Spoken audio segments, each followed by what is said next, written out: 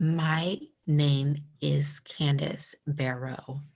I have 3 children, Destiny, Casey, and Calvin. My husband is Clayton Schaefer. Clayton and I ran a company. I had a stroke 5 years ago today. I was 29 years old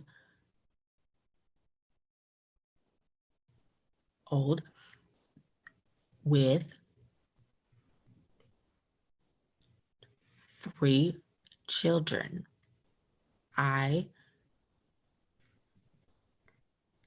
stayed in the hospital for 3 months.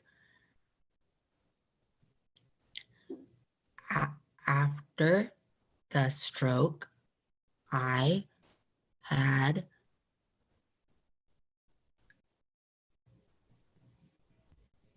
just say few words. I could not read and write. Now I'm reading books and I writing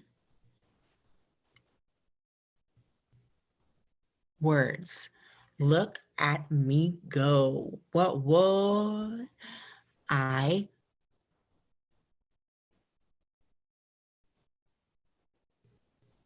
do therapy 4 days a week and practice. It is hard, but I have to keep trying for my family. I hope to work again. Please donate. I love you. Please donate.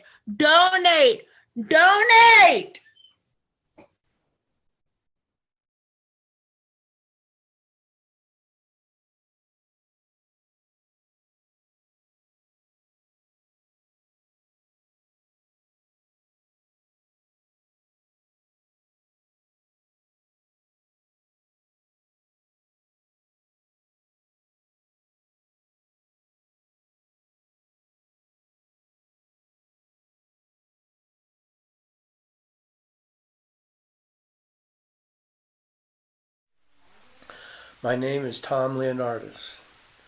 I am a father of 3 sons and 1 daughter.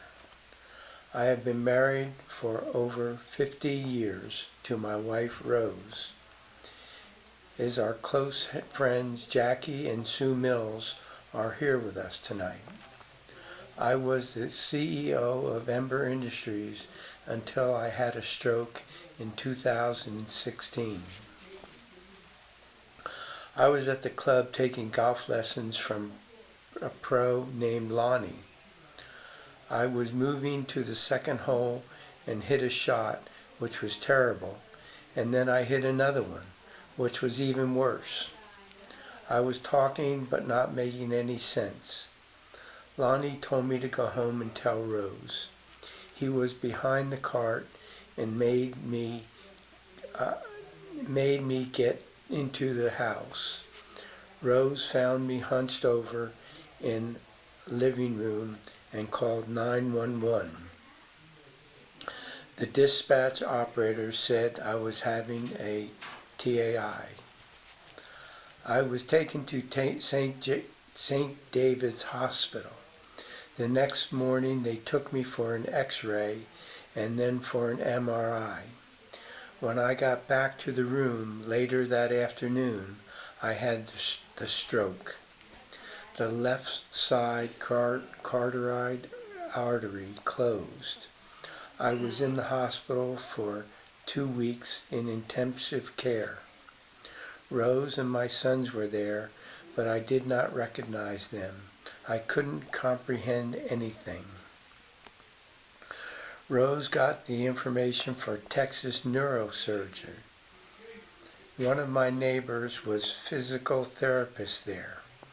After I was discharged from the hospital, I went to Texas Neuro Rehab and was there for about 2 weeks for therapy. I wanted to go home, but I had to be able to shave and shower before they would discharge me. When I left, I was able to walk without help. If you're looking to know how I had a stroke, but I wasn't fine. People would talk and I would nod my head or yes or no, but I didn't understand them. I couldn't, but I wasn't making a lot of sense. Shortly thereafter, I came to Austin Speech Labs. I was not a very good patient when I first came. I was not in a good mood and did not my picture taken. I remember thinking, this will take a couple of weeks and I'll be home. I kept wondering when I would be done. Now, as I walked all the people I've done at Austin Speech Labs and make my life worth. I wondered when I would be done at Austin Speech Labs and be ready to enter a new life. I have come to realize that there isn't a new life, but therapy is an integral part of my journey now. At Austin Speech Labs, I learned to connect words and understanding the meaning of the words in individual and group therapy. This was a major accomplishment since my stroke. I have been capable to read and enjoy them now. I also worked on memory and problem-solving skills during the therapy. It was going to be a better day. I felt like I was changed every day at Speech Lab to reach my potential. 3 years ago, my hands started shaking, so I went to see a neurologist who diagnosed me with Parkinson's disease. Now I am on medication, and Austin Speech Labs provide ongoing therapy to keep my cognition sharp. I used to be a golfer, but do not much the first year after my stroke. When I went to play golf, it was terrible. I slowly started to come back, range, and myself a couple of times a week. I began going back to the gym about 3 years ago. The continued practice golf. Last year my golf is getting better. I made some friends at Austin Speech Labs and we play golf together once in a while. We can share a lot in common, most importantly, how to connect after a stroke. Shilpa, Shelley, and Cassandra, and all the therapists at Austin Speech Labs have been kindly to help me every day, to challenge me and keep me going. I would like to thank my wife Rose and my family for all their support and their love. Please support Austin Speech Labs.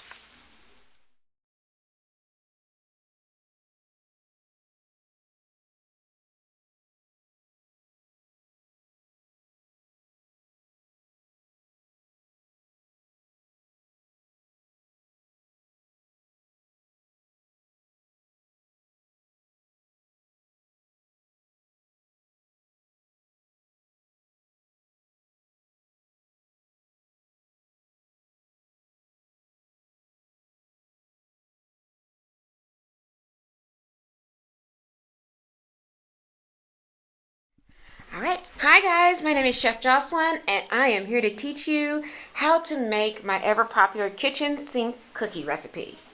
No, I'm kidding. But I do want to start off. My name is Jocelyn. I am a ruptured brain aneurysm and a stroke survivor. I'm a mother to Malia, who's a rising senior at TCU, go Frogs, and the daughter of Valerie Harris, a retired nurse. These two people have been my primary caretakers for the past year and a half. Prior to my stroke, I was a trained pastry chef who owned and operated my own bakery and catering company called Sugar Plum Pastries. 2 years before my stroke, I wasn't happy and decided to take my life back. During that time, I lost a whole human, about 125 pounds, and I started to perceive food very seriously. Beyond that, I was a culinary instructor, a substitute teacher, a mentor, and an avid volunteer with Austin ISD. So, let's really talk about why we're here today. The beginning of November of 2020, I started not to feel well. I thought, I'm run down from previous trip and stress and just getting back from burying my grandmother's funeral. So I went to the doctor a couple times over the 2 weeks, and they continued to say, hey Jocelyn, you have a sinus infection, and let us know if it doesn't get better. It wasn't until Sunday, November 22nd, that I laid down for a nap that forever changed my life. On that day, I fully woke up and I was really dazed and confused. I tried to talk to myself and realized that something was wrong in the moment. I tried to use my phone to call for help, but I couldn't even remember how to use it correctly. I started to push buttons, and when the person answered, I couldn't communicate. I tried to talk and nothing. I tried to write, nothing. It was like a bad game of charades. They finally guessed, and what was crazy is I had enough sense to grab everything I needed to get in the car and get to the emergency room. I was overwhelmed. I just remember thinking, and I was okay, and wanting everyone to just leave me alone. I kept hearing everybody say, we have a possible stroke patient, a possible stroke patient. Ultimately, after all the blood draws, x-rays, and all the blood draws and x-rays, I was finally in a room, fully coherent and communicating to the best of my ability. Then in a flash, I was in the back of an ambulance, being transferred to St. David's Neuro ICU. And then the next thing I knew, I was rolled into surgery because I had a ruptured brain aneurysm that had caused my stroke. They ended up stopping the bleeding. They added a stent and a coil to make sure of it. And of course, at this time, I didn't understand the severity of it. I ended up spending the next 10 days, which included Thanksgiving, in the St. David's Neuro ICU. I have faced every type of therapy to get me where I am today. I have graduated from intensive therapy, occupational, physical, and speech therapies. In addition, I completed a St. David's Adaptive Driving School therapy. The hardest and the most challenging part of my recovery has been my invisible disability. People are quick to judge and perceive me as the old Jocelyn when I'm struggling with things they don't even have a clue about and can't see. I want to yell from the rooftops, I am still recovering. My invisible disabilities are memory issues, cognitive fatigue, processing, sensory processing difficulties. As I was in my healing and recovering stage, my life took another turn that I wasn't quite ready for this soon. I knew this day was going to come, but what I didn't realize was it would happen this soon. In February 2022, I received a call from my father that he was sick. He had another stroke and had surgery to replace a stent in his heart. He had a stent in his heart and he needed some help. All I could think about was how I could help 300 miles away. This was quickly resolved when his doctor called me and he said he can't live alone anymore. We need to have a talk about the next steps. All I could hear in my mind is, I'm not ready. But I also knew the answer to what the doctor was asking me. With no hesitation, I told the doctor that he would move with me to Austin. This is something that was very hard for me. Guys, I can't remember a class or a YouTube video that teaches you how to deal with your elderly parents. But As of March 27, 2022, he moved in. It hasn't been easy, and I am not ashamed to say that I've had to go to the closet and scream and cry it out. But one thing that I have is the support of the Austin Speech Labs community, where he is now a patient with me. I was told that this is the first time in Austin Speech Labs history that they have a parent-child duo as patients. I genuinely believe that your life as you know it is taken away from you in an instant. You tend to reevaluate it. We often take life for granted because we forget that it is so fragile and can change in a second.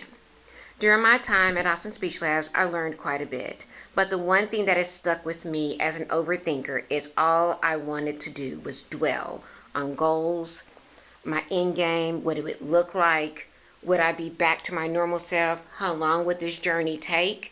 I stayed in this state of overwhelm. I learned to take a step that you see right in front of you while working toward your more intimidating goal, your long-term goals. The one thing that I can understand is my daily mantra. I choose to live in gratitude with my new attitude. Now I'm in my last boot camp at ASL. I split my time between being a patient and a volunteer. As a volunteer, I'm able to give back to others that are going through the same things that I went through. I remind myself and them that in order to love who you are, you cannot hate the experiences that shaped you. Thank you, Austin Speech Labs, and my family and friends for giving me back my communication confidence to return into the world.